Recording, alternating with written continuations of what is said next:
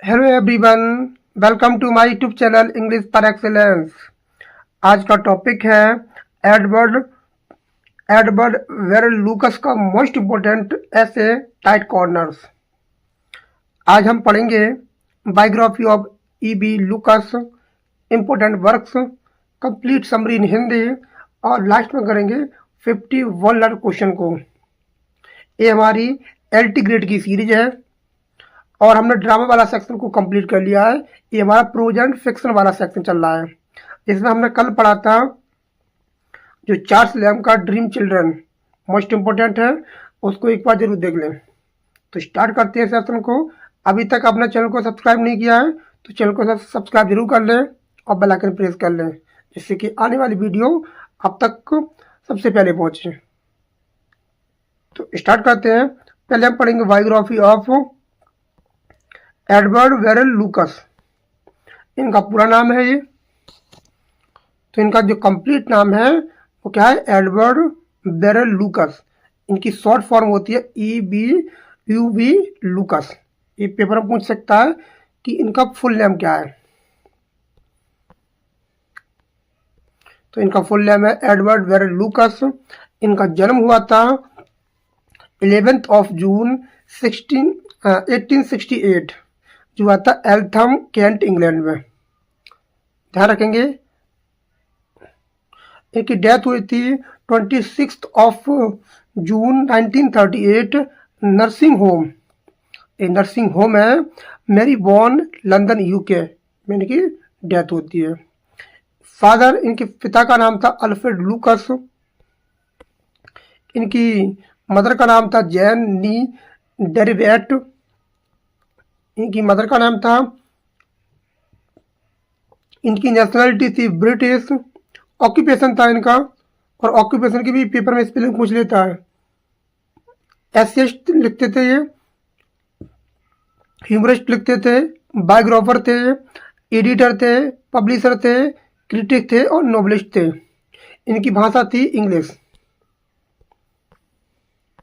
Education उन्होंने ली थी friends school, saffron बेल्डन और क्यूकर इंस्टीट्यूशन से इन्होंने शिक्षा ली थी। इनकी पत्नी का नाम था एलिजाबेथ जर्टूड ग्रिफिन। इनकी शादी हुई थी 1898। तो इन पॉइंट को ध्यान रखेंगे, मोस्ट इम्पोर्टेंट पॉइंट है ये, पेपर में अक्सर पूछ लेता है यहाँ से। आप पढ़ेंगे मेजर वर्क्स। इनका मेजर वर्क था listeners lure 1906, old lamps for new जो आया था 1911 में, अ वंडर इन लंदन जो आया था 1906 में, वंडर इन पेरिस जो आया था 1909 में, the open road, most important work है इनका, the open road a book for wayfarers जो आई थी 1899 में। ये क्या है इनका, ये मोस्ट फेमस एंथोलॉजी है, इसको ध्यान रखेंगे, इनकी एंथोलॉजी है। नेक्स्ट आया था इनका द बर्मिलियन बॉक्स 1916, ओबर ब्रेमेटॉन्स 1908 में आया था इनका। और ये जो दिया है ये वाला लास्ट वाला, गिविंग एंड रिसीविंग जो आया था 1922 में। यहीं से, इसी में पब्लिश हुआ था, इसी से निकाला गया है टाइट कॉर्नर्स। मोस्ट इम्पोर्टेंट है टाइट कॉर्नर्स, तो यहीं से आया, ये वाला ध्यान रखेंगे, गिविंग एंड रिसीविंग। अब देख पाएंगे एडिटोरियल लिटरेरी कंट्रीब्यूशन।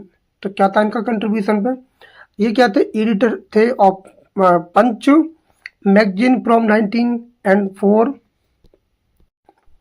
ये एडिटर थे जो रहे थे फ्रॉम 1904 से रहे थे। ये इन्होंने काम किया था वर्क विद पब्लिशिंग फर्म मैथ्यून को लिमिटेड, ये कंपनी का नाम है, इस कंपनी के लिए काम किया था। और क्या किया था, edited the works of Charles and Mary Lamb, और चार्ल्स लैम्ब के और मैरी लैम्ब के पर भी इन्होंने एडिट किए थे वर्क्स। 1903 और 1905 इन्होंने क्या किया था, काम किया था इस समय। और क्या था, ये close admirer and biographer of Charles lamb. ये भी पेपर में पूछ सकता है, ये किसके बायोग्राफर थे? चार्ल्स लैम्ब के। नॉन फॉर हिज चार्मिंग, जाने जाते हैं चार्मिंग ऐसे फुल ऑफ बिट। इनके जो ऐसे थे उन्हें मिलता है आपको फुल ऑफ बिट, ह्यूमर देखने को मिलता है और मिलती है ह्यूमिनिटी। इनके ऐसे में दिखाई देता है। इनकी स्टाइल क्या है? इनकी स्टाइल है graceful, humorous and conversational style है इनकी। और क्या है, blends light irony with moral reflection देखने को मिलता है इनकी थीम। और फोकस करते हैं ये एवरीडे लाइफ, जो रोजमर्रा की जिंदगी है उस पर ये अपनी फोकस करते हैं। ट्रेवल करते हैं, लिटरेचर एंड ह्यूमन बिहेवियर पर ये फोकस करते हैं। इनकी स्टाइल है और थीम है। और ऑफन इनकी देखने को मिलता है नॉस्टैल्जिक एंड ह्यूमन टोन, ये इंपॉर्टेंट वर्ड है। और लाइक करते हैं लैम्ब को, Lucas finds depth in simple things, simple thing में डेप्थ ढूंढते हैं।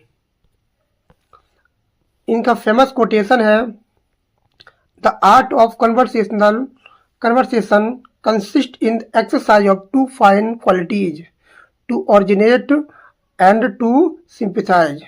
इनका फेमस क्वाट है। अब हम पढ़ेंगे टाइट कॉर्नर, जो एलटी ग्रेड के सिलेबस में दिया गया है, इंपॉर्टेंट है। तो इसके ऑथर आपको पता ही है, एडवर्ड वेरेल लूकस है। इनका फुल नेम है, पेपर में पूछ लेता है।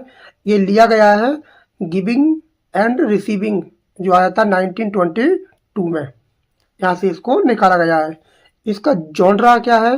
ये ह्यूमरस ऐसे है, ऑटोबायोग्राफिकल स्केच है, इसको भी ध्यान रखेंगे। इसकी थीम है मेंटल एंड फिजिकल डेंजर, हमेशा डर सताता रहता है। और ह्यूमन फोली है, मूर्खता दिखाई गई है। लक, भाग्य दिखाया गया है और इसमें ह्यूमर भरा पड़ा है इसमें। अब हम पढ़ेंगे टाइट कॉर्नर्स की एक्सप्लेनेशन इन हिंदी, बिल्कुल डिटेल में पढ़ेंगे जिससे कि आपको पूरा टॉपिक क्लियर हो जाए। टाइट कॉर्नर्स ईबी लूकस की जो दी गई है वो गिविंग एंड रिसीविंग से लिया गया है। इस निबंध में लूकस अपने एक कठिन अनुभव के बारे में बताते हैं, ये इंपॉर्टेंट है। डिफिकल्ट सिचुएशन के बारे में बताते हैं और बहुत ही जीवंत वर्णन करते हैं। बताते हैं कि जीवन में जो डिफिकल्ट सिचुएशन है कि लोग जो होते हैं वो अपनी बहादुरी के किस्से सुनाते हैं, जो अपनी बहादुरी के लोग किस्से सुनाते हैं वो भी अपने बारे में कुछ बताते हैं। एक बार वे कई लोगों की शारीरिक बहादुरी की घटनाओं को सुनते हैं। कुछ लोग बैठे हुए हैं जो अपनी अपनी बहादुरी के किस्से सुना रहे हैं। कुछ लोग होते हैं अपनी बहादुरी के किस्से सुनाते रहते हैं। एक व्यक्ति कहता है, ये बताता है कि कैसे उसे ब्रिटनी की लहरों ने घेर लिया है। एक आदमी कहता है कि उसे ब्रिटनी की लहरों ने घेर लिया है और वह कैसे मुश्किल वहां से बचा है। एक व्यक्ति है जो अपनी कहानी को बताता है, डिस्क्राइब करता है चीज़ों को, कैसे उस ब्रिटेन की जो लहरें हैं उन्होंने घेर लिया है उसको और कैसे वहां से वो बच पाता है। दूसरे व्यक्ति ने कहानी सुनाई थी, कहता है कि वह कैसे एक घायल बाघ ने उस पर हमला किया है, उस पर हमला किया है जबकि वह हाथी की पीठ पर था। तो ये एक व्यक्ति, दूसरा व्यक्ति एक कहानी बताता है। तीसरा व्यक्ति बताता है, ये देखो, पहला व्यक्ति कह रहा है कि उसे लहरों ने घेर लिया था, ब्रिटनी की लहरों ने घेर लिया था, पहला व्यक्ति कह रहा है। दूसरा व्यक्ति कह रहा है कि उसके ऊपर बाघ ने हमला कर दिया था जो हाथी की पीठ पर था। तीसरा व्यक्ति कह रहा है कि वह जलते घर की ऊपरी मंजिल से कैसे बच निकला, ये तीसरा व्यक्ति कह रहा है। और एक और व्यक्ति है जो बताता है कि वह कैसे टारपीडो के हमले से खुद को कैसे बचाता है। तो लोग जो है अपनी बहादुरी की किस्से बताते हैं, सब अपनी अपनी जो जिनके साथ जो हुआ था अपने डिफिकल्ट सिचुएशन के बारे में बताते हैं, कैसे कैसे वो बचे थे। टाइट कॉर्नर का मतलब होता है बिल्कुल नैरो स्केप, कि बहुत बाल बच जाना। आगे देखो क्या होता है, ये सभी लोग टाइट कॉर्नर्स की चर्चा करते हैं कि कैसे हम बामुश्किल बचे थे अपनी जीवन में। टाइट कॉर्नर्स का मतलब होता है कठिन और खतरनाक परिस्थितियां। ये भी पता होना चाहिए जो मतलब होता है इसका, वो होती है डिफिकल्ट सिचुएशन। ये ये लोग मुख्यतः शारीरिक टाइट कॉर्नर के बारे में बात करते थे। जो फिजिकल जो होता है, फिजिकल टाइट कॉर्नर्स के बारे में बताते हैं, जो फिजिकली होता है।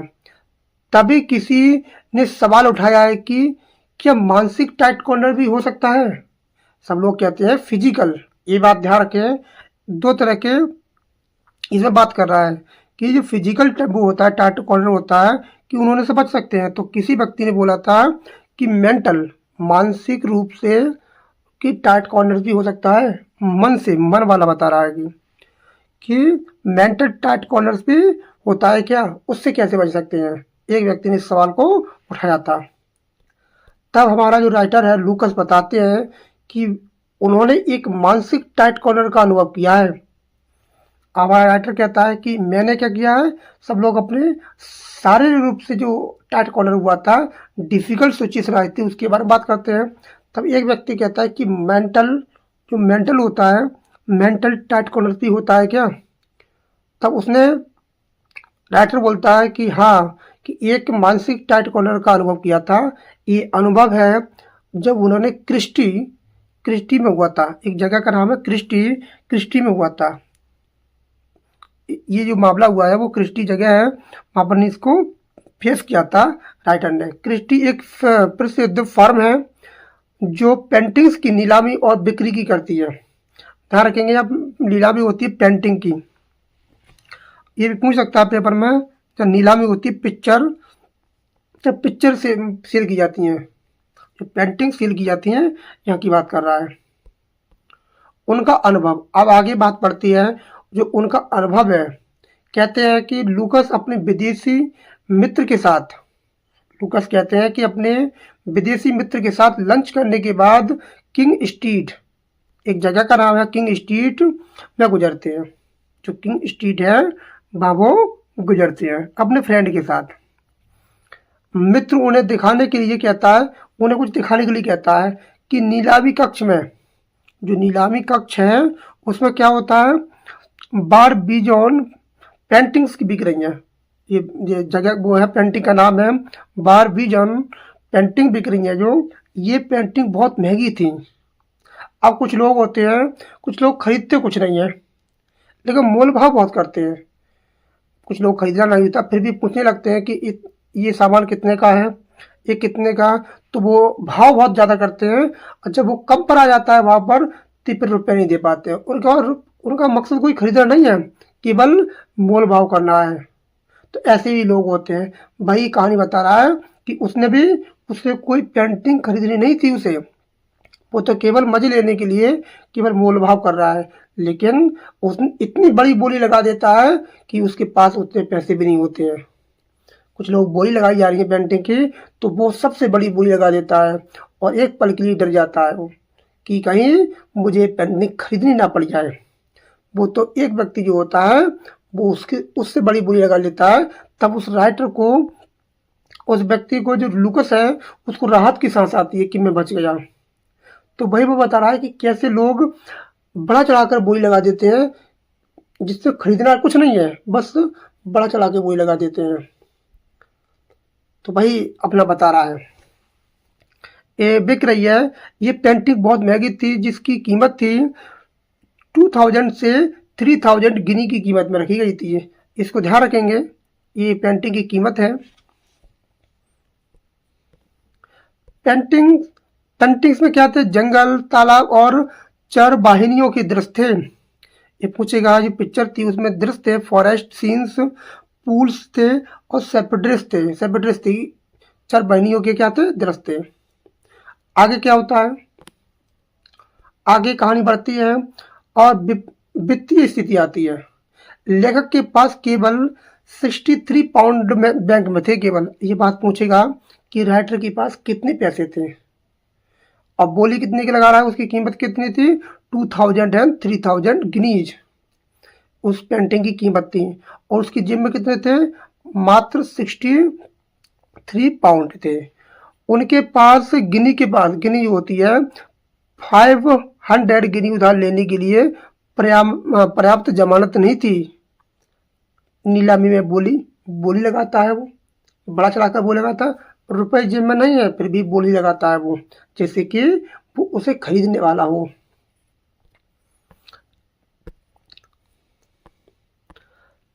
अब देखो क्या कह रहा है कि लेखक सिर्फ मजे के लिए, लेखक जो है केवल मजे के लिए नीलामी में बोली लगाना शुरू करता है।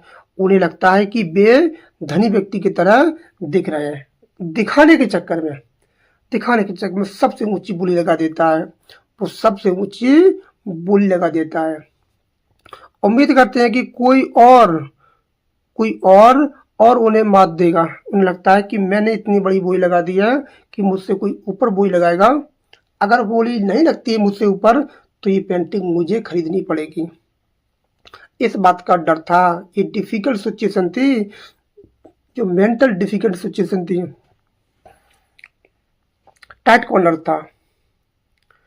अगर सबसे बड़ी बोली लगाने के बाद वो पेंटिंग नहीं, उससे बड़ी बोली नहीं लगती है तो वो पेंटिंग थी वो राइटर को, लूकस को खरीदनी पड़ेगी।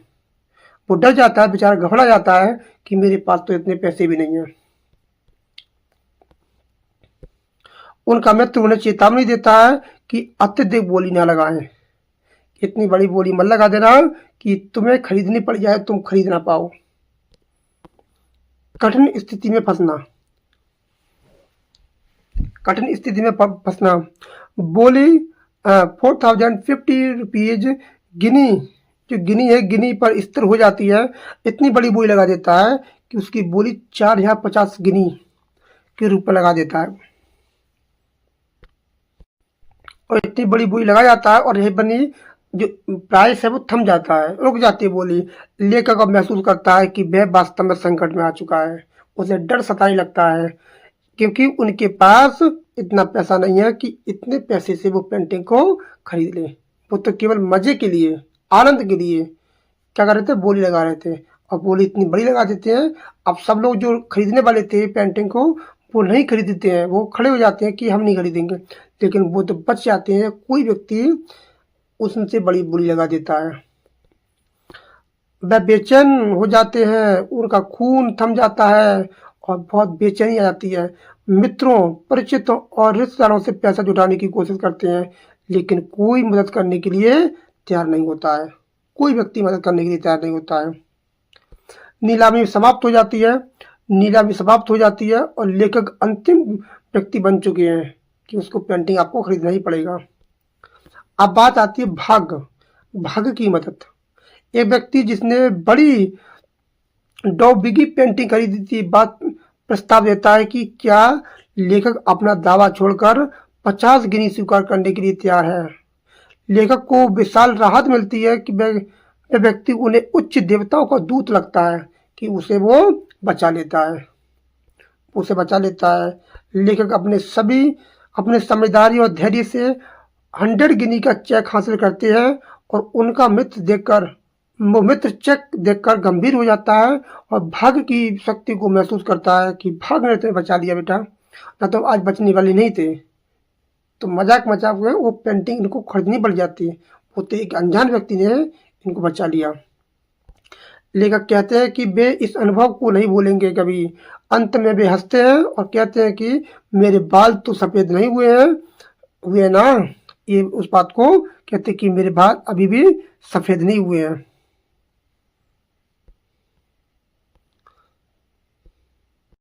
अब मुख्य विचार क्या है? ईवी लूकस ने ये निबंध बहुत रोचक तरीके से लिखा है। उन्होंने दिखाया है कि टाइट कॉर्नर केवल शारीरिक नहीं होता है बल्कि मानसिक भी हो सकता है। 2 प्रकार के टाइट कॉर्नर्स हो सकते हैं। एक तो बॉडीली, ये बताओ जो फिजिकली होती है वो सिचुएशन, और आपकी मेंटल सिचुएशन। 2 तरह की इन्होंने टाइट कॉर्नर को बताया है और उनका सामना करना कठिन होता है।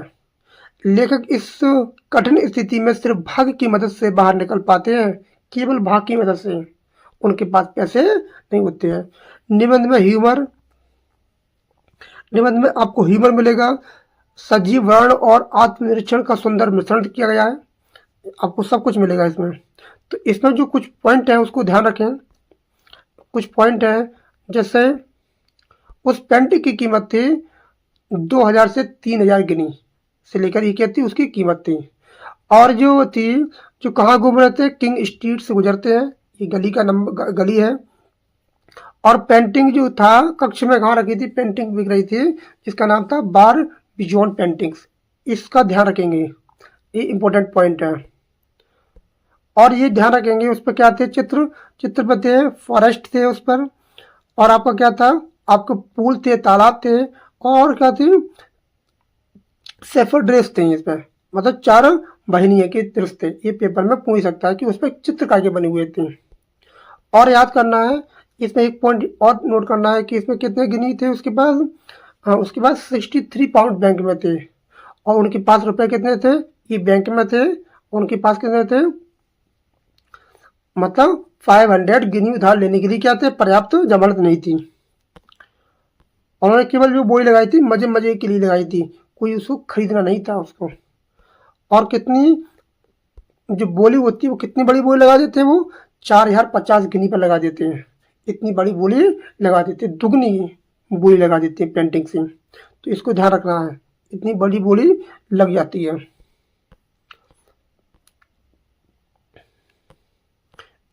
अब हम पढ़ते हैं 50+1 लर्नर क्वेश्चन को, जो आपका टॉपिक एकदम क्लियर हो जाएगा। तो पहला क्वेश्चन है कि who is the author of the tight corner. Simple है, ईवी लूकस है। From which book is tight corners taken.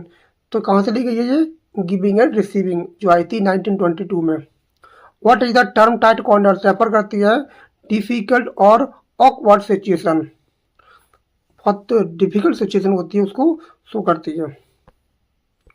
What kind of tight corners do the man initially discuss.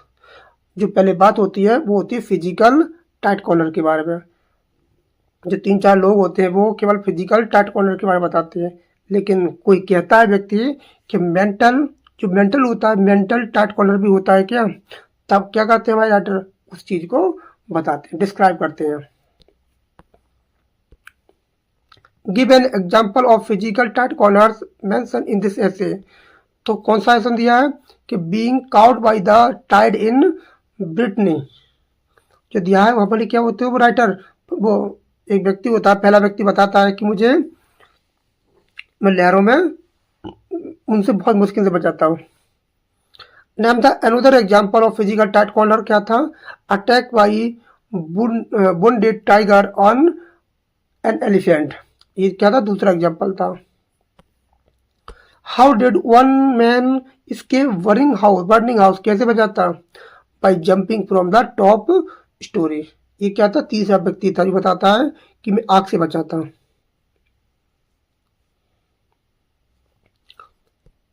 आगे दिया है what is the fourth example of physical tight corner. तो चौथा example क्या था, surviving और टॉर्पेडो अटैक। ये किसका चौथा एग्जाम्पल दिया। What question arises after discussing physical tight corners. एक क्वेश्चन उठता है, कोई व्यक्ति कहता है कि can there be mental tight corners, क्या कोई मेंटल टाइट कॉर्नर भी होता है, एक व्यक्ति उसमें कहता है। Where did Lucas experience his mental tight corner. ये कहाँ पर होती है, ये होती है एट क्रिस्टे ऑक्सर हाउस। ये हाउस का नंबर है, इसको भी नोट करना है, ये इंपॉर्टेंट है। जहाँ पर जो हुआ है, जहाँ बोली लगाई जा रही है, जहाँ बोली लगाई जा, नीलामी की जा रही है, वो जगह का नाम है। What is the Christie famous for, काय के लिए थी, auction and sale of paintings. ये क्या थी, यहाँ पर नहीं बोली लगाई जाती थी और पेंटिंग यहाँ बेची जाती थी, इसलिए प्रसिद्ध जगह है। नेक्स्ट आपका दिया है who companion Lucas to Christie's. तो वो जा रहे हैं गली में, तो कौन उनका मित्र था, an old friend from abroad, विदेशी फ्रेंड था। Where did Lucas have lunch before visiting Christie's. तो कहाँ करते हैं, 4 club at Saint James Street, जो जगह का नाम है। What type of paintings were being sold at Christie's. तो कौन सी थी, बोरबीजोन पेंटिंग्स, ये पेंटिंग का नाम है। How expensive were the painting, उसकी कीमत कितनी थी? 2000 to 3000 गिनीज, ये गिनीज में है कीमत।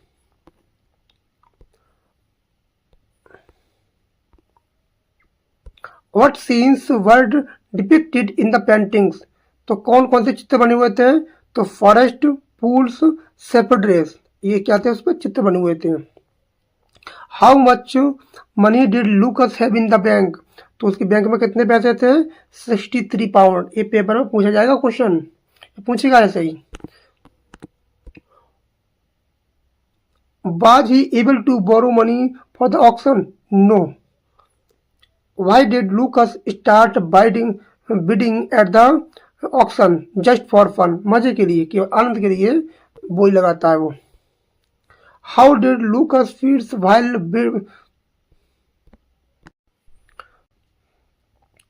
तो how did Lucas feel while bidding? तो like a blot crept pretending to rich, ऐसा दिखाना जाता है कि मैं क्या हूँ? अमीर हूँ, रईस हूँ, दिखाने के चक्कर में बेचारा फंस जाता है। Did लूकस place the highest bid?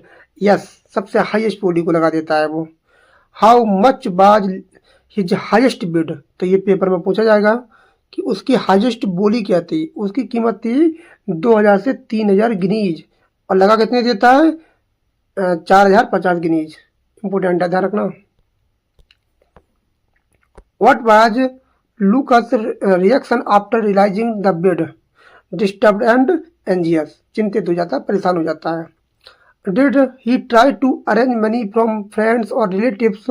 Yes, ये बात सत्य है, बट नो वन हेल्प, परंतु कोई व्यक्ति उसकी मदद नहीं करता है। Who was the last bidder at the auction? तो कौन था? लूकस, इसने सबसे लास्ट में बोली को लगाया था। What unexpected help did he receive? तो ये बायर आता है, offer to settle for 50 guineas, settle कर देता है 50 गिनीज में। Who was the buyer that helped Lucas? The man about the big Daubigny painting, ये इंपॉर्टेंट है। How did Lucas describe this buyer? A messenger for high gods, वो बहुत धन्यवाद देता है कि भगवान का देवदूत है वो। What did Lucas negotiate finally? तो क्या करता है negotiate? A cheque of 100 guineas. How did Lucas feel after receiving the cheque? तो रिलीव्ड एंड जॉयफुल, जब चेक को प्राप्त कर लेता है 100 गिनीज का, तो अपनी राहत की सांस को लेता है वो। What is the main theme of tight corners? इसकी थीम क्या है? Mental and physical difficulties and luck, भाग गए, परिस्थितियां हैं, दुख भरा है, इसमें दिखाया गया है। Does the essay show humour? Yes, इसमें ह्यूमर आपको देखने को मिलता है। Does Lucas reflect on his auction in essay? तो क्या ये बात सत्य है। नेक्स्ट आपका दिया है what lesson does the essay convey? तो क्या देखने को मिलता है इसमें? Tight corners can be avoided और overcome with luck and presence of mind. Are tight corners always physical?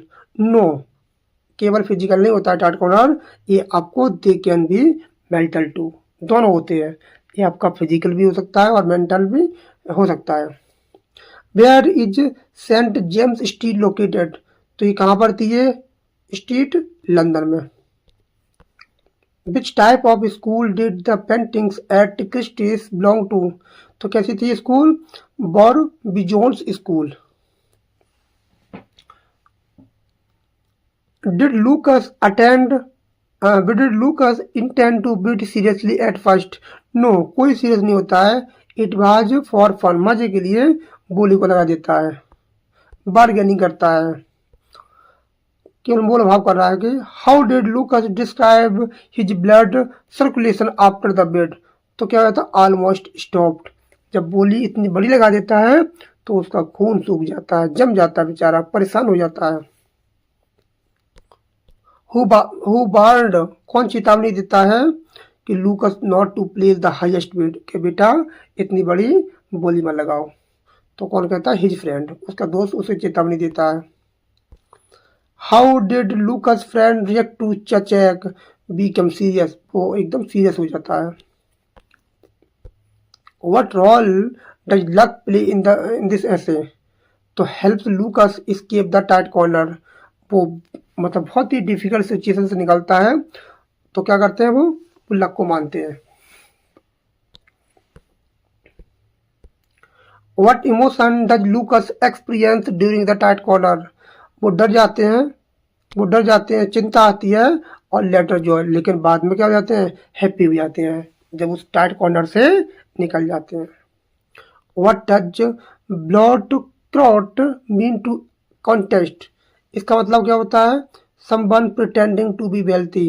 इसका मतलब होता है कुछ व्यक्ति वो होते हैं कि वे दिखावा करते हैं, काय का, धनी होने का। ये रियलिटी नहीं है, कुछ लोग दिखावा करते हैं। Does Lucas face consequences for his bid? तो क्या मानते हैं वो कि he almost does but luck saves him. वो हम लगभग वो फंस चुके थे, कहते हैं वो हमेशा लगभग फंस चुके थे, वहां से कोई निकालने वाला नहीं था, लेकिन उनके भाग्य ने उनको बचा लिया। What does the essay reveal about human nature? तो क्या दिखाता है ये दिखाता है humans can act rashly and view vulnerable. जल्दबाजी में लोग क्या करते हैं, फैसले को ले लेते हैं। What literary style is used in the essay? तो कैसी है, ह्यूमरस है एंड ऑटोबायोग्राफिकल है, इसको भी नोट कर लें। Is this essay purely serious? No, purely serious नहीं है, it mixes humour with the life lesson. Does Lucas describe the auction in detail? Yes, very vividly. What kind of tight corners does the essay emphasize for learning? तो कैसा होता है, बहुत होता है, mental and physical tight corner होते हैं। और आज का last question, what is the moral take away from Lucas experiences? तो think before acting and reply on luck and resourcefulness. तो कमेंट में बताएं आपको कैसा लगा ये। तो हम मिलते हैं कल देखो फ्राइडे है, और फ्राइडे और सैटरडे को पॉकेट, और मैं सोच रहा हूँ कि जो फ्राइडे है और ईडियम एंड फ्रेजेस की तो ऑलमोस्ट हो चुकी है, अब मैं सोच रहा हूँ कि प्रैक्टिस कराऊँ। तो फ्राइडे को मैं 50 क्वेश्चन या 100 क्वेश्चन के वन वर्ड सब्स्टिट्यूशन की प्रैक्टिस लेके आऊँगा, जो MCQs की फॉर्म में रहेंगे। उस सीरीज को जरूर देख लें।